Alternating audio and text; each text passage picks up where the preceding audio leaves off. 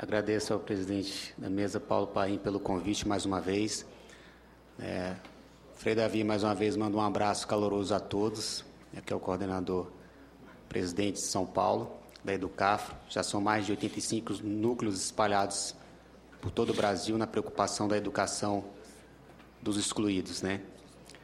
Bom, eu vou começar aqui, Paulo Paim, com um fato bem interessante, lembrando ali até a nossa querida Andréia, né, sobre essa questão do racismo, do preconceito. Na semana passada, eu estava saindo do meu trabalho para ir embora para casa e, de repente, uma blitz. Eu moro na cidade satélite de Ceilândia, com muito orgulho, tenho um orgulho imenso de morar ali, até mesmo pela situação da minha mãe, 7 filhos, eu sou o mais novo, fui bem criado, graças a Deus. E na abordagem policial, eu estou com a S10, cabine dupla, modelo 2012, e fui parado nessa blitz. Eu só achei estranho o procedimento do policial, porque acho que o procedimento correto é documento e habilitação, né? Ele foi e perguntou, esse carro é seu?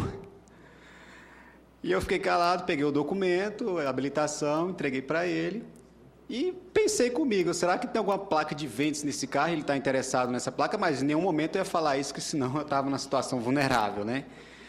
E, de repente, ele pegou, você mora onde? Eu falei, no Pé Norte, cidade satélite de Ceilândia. Ele, que bacana. Aí pegou o documento, olhou direitinho, e eu depois pensei novamente. Eu falei, não, realmente Brasília está vivendo uma situação aí de sequestro relâmpago, a gente sabe que é interessante o trabalho policial, e eu, né, como cidadão, prezo por esse trabalho policial, acredito também no trabalho da polícia. Inclusive, eu tive uma colega de trabalho que já sofreu um sequestro relâmpago, eu sei que ela passou nesse momento. A Vanessa, que trabalha comigo, uma pessoa extraordinária, graças a Deus está bem, né, e muito bonita, graças, não aconteceu nada, mas eu sempre me retrato essa situação dela, que foi uma situação muito complicada para a gente lá do trabalho. E aí o policial me entregou o documento e tudo, perguntou se eu era advogado. Aí eu achei mais estranho ainda. Eu falei, olha, não sou advogado, mas eu trabalho com pessoas extraordinárias, excelentes advogados. E sei ler e interpretar. Quando eu falei isso, aí ele pegou e viu que essa pessoa deve ter um pouco de instrução e me liberou. Mas eu observei os outros carros que estavam sendo parados. Em nenhum momento a abordagem foi a mesma. Então, eu já senti ali na pele um pouco de preconceito. Fui para casa um pouco chateado, né? Quero parar em todas as blitz, se possível, para mostrar que eu sou um cidadão de bem. E eu acho que é um trabalho fundamental da polícia, até mesmo pela prevenção da criminalidade. Tá? Um outro fato aqui interessante, Paulo Paim, que eu estava assistindo um programa sábado, Conexão Roberto Dávila, e ele estava entrevistando um antropólogo, o Roberto da Mata, e ele estava lá em Harvard e contou uma história interessante. O Roberto Dávila perguntou, mas por que você está agora interessado no estudo do negro brasileiro, né? Ele falou, olha, Roberto, eu não estava nem aí para a sociedade brasileira quando eu estava nos Estados Unidos. Primeiro que eu fui estudar lá, porque eu ganhei uma bolsa, então aí já vem as cotas, né? A gente já vai trabalhar um pouco das cotas. Um branco ganhou cota, foi estudar lá nos Estados Unidos, e ele é da elite. E aí ele foi abordado por um norte-americano, colega dele, e o americano pegou e falou, vem cá, Roberto, por que lá no Brasil vocês só matam negros? Ele, pô, mas que história é essa? Porque eu só vejo no noticiário do Brasil a população negra morrendo, vocês só matam pretos lá? E ele ficou com isso na cabeça e, de repente, voltou ao Brasil e começou a perceber isso também, foi fazer esses estudos. Então, eu achei interessante porque eu acho que liguei no canal certo, na hora certa, né? Eu tenho um outro dado aqui que eu vou passar para vocês, eu queria que vocês passassem para a mesa e o Renê distribuísse aí para a tribuna, justamente um fato da Educafro aqui. Zumira somos todos nós, né? Eu vou ler aqui alguns fatos. No dia 22/5/2012, Zumira Cardoso, negra, 26 anos, angolana, estudante de mestrado, foi atingida mortalmente por disparos feitos por um desconhecido na região central da cidade de São Paulo. 2. 14/4/2012, Iago Batista de Souza, negro, 17 anos, estudante, foi morto após levar um tiro de um policial militar. No dia 11/7/2011, Alisson de Paula Guerreiro, negro, 15 anos, estudante da 8ª série na Escola Estadual Ataulfo Alves, foi assassinado por um policial na Zona Leste de São Paulo. E eu pontuei o número 4 aí, que o Paulo Paim até já comentou aqui, que esse fato nos levou a refletir sobre essa situação, né? No dia 3/2/2004, Flávio Ferreira Santiana, né, negro, 28 anos, dentista, foi morto por 6 policiais militares na zona norte da cidade de São Paulo, confundido com um ladrão. Flávio foi assassinado com 2 tiros. Os policiais forjaram a cena do crime, tentando encobrir o extermínio de um inocente. Então, o cara dentista, né, ele foi suspeito, acho que porque estava com carrão, igual o nosso senador mencionou aqui, então ele já é suspeito por essa situação. Então, são fatos aqui que a Deise Benedito colocou bem claro para a gente também, deixou bem respaldado, que é muito preocupante mesmo essa situação, né? Eu venho com outra frase aqui, interessante, de Elie Wiesel, Prêmio Nobel da Paz, que ele coloca assim: o carrasco mata 2 vezes, a segunda pelo silêncio. Então, aí, quando o Paulo Paim colocou aqui que algumas pessoas falam que não enxergam esse racismo, aí estão nos matando novamente. Porque se a gente está tendo esse debate aqui, a gente está tendo esse debate, não é à tona, não é à toa. Esses dados que foram mostrados aí, a própria senadora com um estudo interessantíssimo, sobre a questão das mulheres. As mulheres já são mais de 50% da população brasileira e são tidas como minorias. A violência que a mulher sofre é tremenda, é tamanha. Então, é uma população, na maioria, e é visto como minoria ainda. E a gente quer tapar os olhos para isso.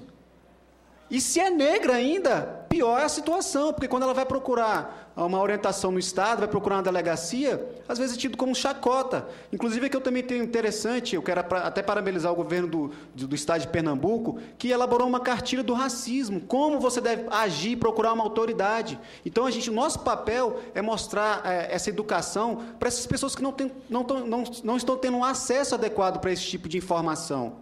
Então, ainda o racismo, essa violência que a gente tem ao acesso das informações, ao acesso às oportunidades, as cotas, por exemplo, é um exemplo disso, né, do que a gente está até debatendo aqui.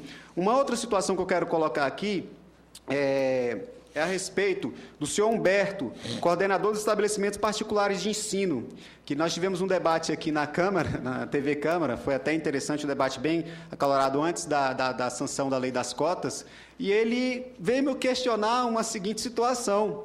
Ele falou: em nenhum momento a lei está falando de cotas para brancos. Eu parei e achei, ele está de brincadeira nessa situação. Em nenhum momento a lei está falando de cotas para brancos. Eu acho que você não leu. E as cotas sociais, que vai também atingir a população pobre branca? E nós, negros, estamos preocupados também com os pobres brancos, sim. Tanto é que nós tá aí na lei. Agora, uma coisa que você não está percebendo, se você quer cotas para brancos, eu acho que você está querendo cotas nas cadeias, nas favelas e por aí afora. Você quer esse tipo de cota? A gente vai te dar. Porque a população negra nas cadeias é essa a situação, é fato no Brasil. As cadeias são pretas, né? Estão todas entupidas de pretos. E aí vem essa violência também, no tipo de abordagem. Aí vem uma violência também na situação do Estado.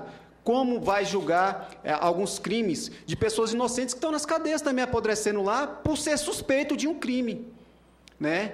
Então, a gente está vendo várias situações aí, o próprio judiciário abarrotado de processos, e você imagina uma família com condições totalmente paupérrimas, que não tem nem como ver um bom advogado para tirar o seu filho da cadeia de um processo que está rolando há um bom tempo. Enquanto isso, ele está na cadeia apodrecendo lá, e ressocialização a gente não pode nem se falar no sistema carcerário brasileiro, infelizmente, né?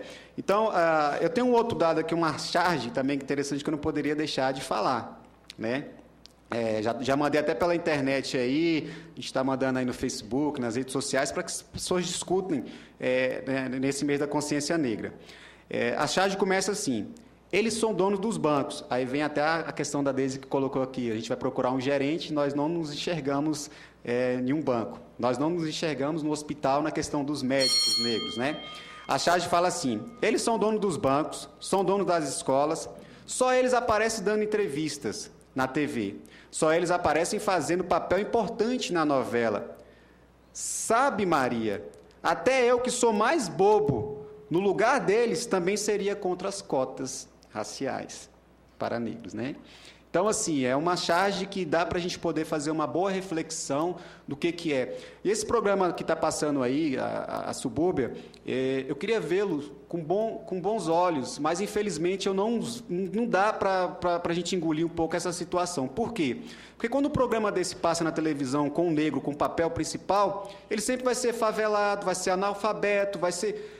E assim, eu não consigo me enxergar dessa forma, até mesmo com a fala aqui do Eloy, que ele veio um pouco da elite, ele estava aqui debatendo, que sofre esse racismo também. Então, assim, o negro ele precisa se enxergar na televisão como um empresário, ele precisa se enxergar como um galã, né? E o que eu acho que a mídia trabalha um pouquinho é um pouco a inversão. Até eu lembro de um outro seriado que tinha um tal de Acerola, não sei, que também era da favela. Aí os negros, olha aí, ó, como é que a gente está aparecendo na televisão, estamos dando oportunidade para o artista negro. Mentira, o negro não pode se ver como um bandido. Lá nos Estados Unidos, inclusive quando a gente assiste alguns filmes, não quero fazer propaganda de nenhum filme, a gente vê o Morgan Freeman, que é um ator excelentíssimo, sendo presidente dos Estados Unidos. E isso é que a gente quer se enxergar. E lá eles se enxergam como presidente, eles não se enxergam como segurança, como motorista, como empregados, como a gente está se enxergando aqui no Brasil, não. Então, esse é um outro tipo de violência que a gente tem que combater na mídia. E vamos combater, sim. A Educaf está fazendo um papel interessante com os nossos alunos, que a gente está observando, e os nossos professores voluntários estão tendo um papel fundamental, até mesmo no ramo jurídico. Então, gente, é uma forma de nós começarmos a refletir e não engolir mais o que estão passando para a gente, para as nossas crianças, né? Eu queria até concluir aqui com uma frase também interessante. Antes de concluir com essa frase, acabar com o racismo não é matar os negros, tá? Essa é uma situação bem interessante. Pessoal, olha só, eu agradeço demais aqui essa oportunidade, Paulo Paim, e quero falar uma outra situação. Nessa abordagem que eu esqueci de mencionar, eu estava escutando rock and roll dentro do carro, né? Eu gosto muito de rock, e o policial pegou e falou: rapaz, você tem que curtir um pagode, um samba e tal. Eu falei: claro, são músicas excelentes. Só que você sabe a história do rock? O rock and roll nasceu dos negros, nasceu do blues. Os negros lá nas lavouras de algodão, cantando aquelas músicas, né? E aí veio a origem do rock and roll. Então, até isso o negro contribuiu. É por isso que eu gosto do rock and roll, né? Sem desmerecer muito, pelo contrário, o samba brasileiro, sem desmerecer o pagode, sem desmerecer a música brasileira, que é excelente. Então, assim, eu acho que o respeito vem da educação. As pessoas querem falar absurdos, mas eles não estão tomando cuidado com quem eles estão mexendo. O negro não está mais na condição só de aceitar. Ele está na condição agora de formalizar, de participar e de agir. Porque não dá mais para a gente ficar sofrendo um preconceito e aguentar calado. E aí eu venho com uma frase aqui, terminando com a banda Catapulta, que é lá da Bahia, que ele fala bem assim: o negro tomou jeito, já cansou de ser prefeito, agora é governador.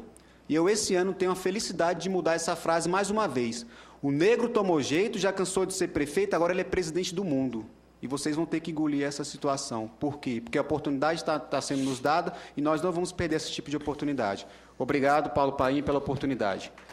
Muito bem, doutor Fernando Benício dos Santos, coordenador da Educafro.